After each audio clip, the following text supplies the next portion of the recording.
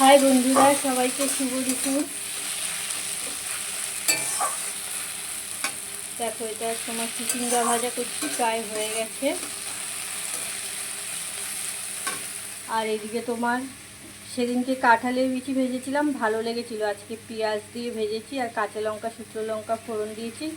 আর এই যে তোমার একটা মাছ ভাজা রেখেছি, খাবো ওটা দিয়ে। আর এখানে গরম ভাত, আর এখানে এই যে আলু দিয়ে কাতলা মাছের তরকারি,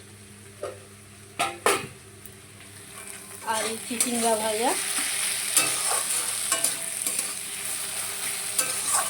এটা পেঁয়াজ, শুকনো লঙ্কা আর কালো জিরে ফোড়ন দিয়ে করেছি।